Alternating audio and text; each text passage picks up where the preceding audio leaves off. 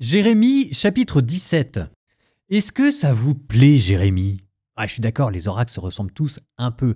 Enfin, il y a des pépites quand même. Et puis vous allez voir, alors pour le coup, dans quelques chapitres, tenez-vous bien, il va y avoir une envolée. Ouh, quand j'ai découvert ça, oh là là là là, j'en ai pas dormi de la nuit tellement j'étais surexcité. Bon, en tout cas, là, le chapitre va commencer par un très beau petit verset, à la fois de très beau et de très dur.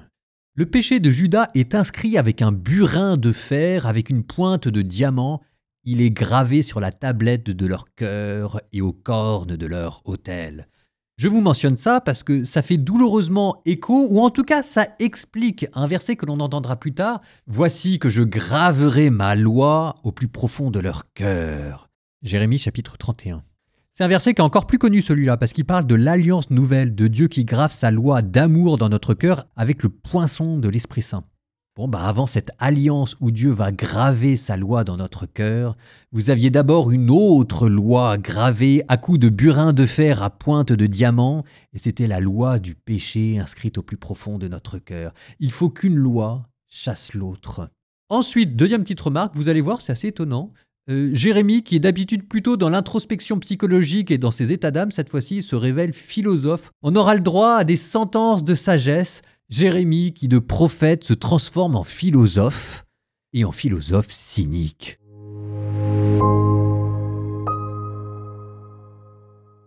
Le péché de Juda est inscrit avec un burin de fer, avec une pointe de diamant. Il est gravé sur la tablette de leur cœur et aux cornes de leurs autels.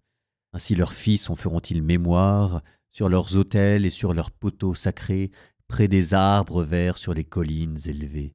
Ô ma montagne, au milieu des champs, je livrerai en butin ta richesse, tous tes trésors, à cause du péché de tes lieux sacrés sur l'ensemble de ton territoire. Tu abandonneras toi-même l'héritage que je t'ai donné, et je t'asservirai à tes ennemis, dans un pays que tu ne connais pas, car vous avez allumé le feu de ma colère, qui brûlera pour toujours. Ainsi parle le Seigneur. Maudit soit l'homme qui met sa foi dans un mortel, qui s'appuie sur un être de chair tandis que son cœur se détourne du Seigneur. Il sera comme un buisson sur une terre désolée. Il ne verra pas venir le bonheur, il aura pour demeure les lieux arides du désert, une terre salée, inhabitable. Béni soit l'homme qui met sa foi dans le Seigneur, dont le Seigneur est la confiance. Il sera comme un arbre planté près des eaux, qui pousse vers les courants ses racines. Il ne craint pas quand vient la chaleur, son feuillage reste vert. L'année de la sécheresse, il est sans inquiétude, il ne manque pas de porter du fruit. Rien n'est plus faux que le cœur de l'homme. Il est incurable. Qui peut le connaître? Moi, le Seigneur, qui pénètre les cœurs et qui scrute les reins, afin de rendre à chacun selon sa conduite, selon le fruit de ses actes. La perdrix couve des œufs qu'elle n'a pas pondus. Tel est celui qui s'enrichit injustement. Au milieu de ses jours, la richesse l'abandonne. Et en fin de compte, il n'est qu'un sot. Trône de la gloire, élevé dès l'origine, tel est notre lieu saint. Seigneur, espoir d'Israël, tous ceux qui t'abandonnent seront couverts de honte, ils seront inscrits dans la terre, ceux qui se détournent de toi, car ils ont abandonné le Seigneur, la source d'eau vive. Guéris-moi, Seigneur, et je serai guéri. Sauve-moi, et je serai sauvé, car tu es ma louange. Voici ce qu'ils me disent. Où donc est la parole du Seigneur? Qu'elle vienne. Moi pourtant, je ne me suis pas hâté derrière toi pour annoncer le malheur. Je n'ai pas désiré le jour fatal, tu le sais bien. Ce qui sort de mes lèvres est à découvert devant toi. Ne deviens pas pour moi une cause d'effroi, toi mon refuge au jour du malheur. Qu'ils aient honte, mes persécuteurs, et que moi, je n'ai pas honte. Qu'ils soient effrayés et non pas moi. Fais venir sur eux le jour du malheur et brise-les d'une double brisure. Ainsi m'a parlé le Seigneur. Va et tiens-toi à la porte des fils du peuple, par où entrent et sortent les rois de Juda, et à toutes les portes de Jérusalem. Tu leur diras, écoutez la parole du Seigneur, roi de Juda, tout Juda et tous les habitants de Jérusalem. vous qui y entrez par ces portes. Ainsi parle le Seigneur. Prenez garde à vous-même et ne transportez aucun fardeau le jour du sabbat. N'en faites pas entrer par les portes de Jérusalem le jour du sabbat. Ne faites sortir aucun fardeau de vos maisons et ne faites aucun travail. Sanctifiez le jour du sabbat, comme je l'ai ordonné à vos pères. Mais ils n'ont pas écouté, ni prêté l'oreille. Ils ont raidi leur nuque pour ne pas accepter ni recevoir de leçons. Si vous m'écoutez bien, oracle du Seigneur, en ne faisant entrer aucun fardeau par les portes de cette ville le jour du sabbat, en sanctifiant le jour du sabbat sans faire aucun travail, alors voici, par les portes de cette ville entreront des rois et des princes siégeant sur le trône de David.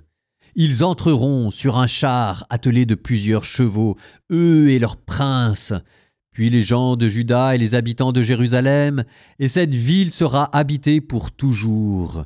Ils viendront des villes de Juda et des alentours de Jérusalem, du pays de Benjamin, du bas pays, de la montagne et du Néguev, pour présenter holocaustes et sacrifices, offrandes et encens, pour présenter l'action de grâce dans la maison du Seigneur. Mais si vous n'écoutez pas, si vous refusez de sanctifier le jour du sabbat en portant des fardeaux et en franchissant les portes de Jérusalem le jour du sabbat, alors je mettrai le feu à ces portes. Il dévorera les fortifications de Jérusalem et ne s'éteindra jamais.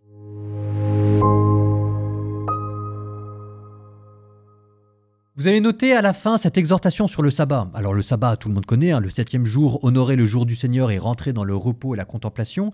Ce qui est intéressant, c'est de voir que Jérémie en fait un enjeu national.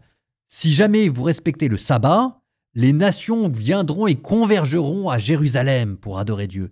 Si vous ne respectez pas le sabbat, si vous portez des fardeaux, dans ce cas-là, Jérusalem sera rasiée et incendiée. Qui vous expliquera plus tard pourquoi est-ce que les pharisiens étaient particulièrement énervés quand Jésus ne respectait pas à leurs yeux le sabbat. Parce qu'en fait, c'était devenu un enjeu national. Si Jésus ne respectait pas le sabbat et enseignait à ne pas respecter le sabbat, les mêmes causes produisant les mêmes effets, à nouveau, la nation serait envahie. En ne respectant pas le sabbat pour les pharisiens, Jésus mettait en jeu la sécurité nationale.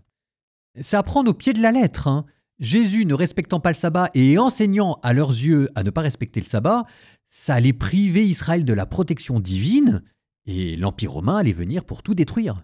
Il vaut mieux qu'un homme meure plutôt que toute la nation ne périsse. Ça, c'est ce que dira plus tard le grand prêtre et ce sera la cause de la crucifixion de Jésus.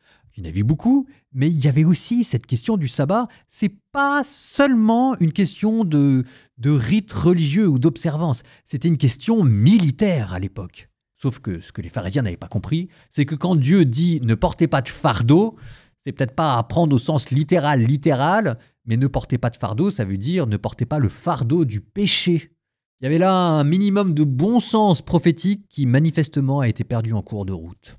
Ceci dit, à la décharge des pharisiens et des sadducéens, c'est vrai aussi qu'à chaque fois que Jésus avait l'initiative d'un miracle de guérison, il se débrouillait toujours pour faire ça le jour du sabbat. Il y a plein de miracles de guérison, il y en a tous les jours de la semaine, mais ça c'est quand les gens viennent voir Jésus. Quand c'est Jésus qui, de sa propre initiative, motu proprio comme on dit en latin, propose une guérison, c'est toujours le jour du sabbat. Mais là aussi, il y avait une leçon à en tirer. Nous terminons par une prière. Cette prière, c'est celle que vous avez entendue au verset 12, prière du prophète qui commence par trône de la gloire. Donc pour terminer, nous redisons la prière que Jérémie un jour pria devant le Seigneur. Tiens, d'ailleurs même, on a un peu de temps. Ce que je vais faire, je vais vous mettre 1 ou 2 psaumes. Chut, vous direz rien. Moi, ça me permettra d'être un peu plus à l'aise sur le planning, d'accord? Et puis après, on termine sur la prière. Planning. Psaume 124. Qui s'appuie sur le Seigneur ressemble au mont Sion. Il est inébranlable, il demeure à jamais. Jérusalem, des montagnes l'entourent. Ainsi le Seigneur, il entoure son peuple maintenant et toujours. Jamais le sceptre de l'impie ne pèsera sur la part des justes, de la part que la main des justes ne se tende vers l'idole. Sois bon pour qui est bon, Seigneur, pour l'homme au cœur droit. Mais ceux qui rusent et qui trahissent, que Que le Seigneur les rejette avec les méchants. Paix sur Israël. Au nom du Père et du Fils et du Saint-Esprit. Amen. Trône de la gloire, élevé dès l'origine, tel est notre lieu saint. Seigneur, espoir d'Israël. Tous ceux qui t'abandonnent seront couverts de honte, ils seront inscrits dans la terre, ceux qui se détournent de toi, car ils ont abandonné le Seigneur, la source d'eau vive. Guéris-moi, Seigneur, et je serai guéri. Sauve-moi, et je serai sauvé, car c'est toi qui es ma louange.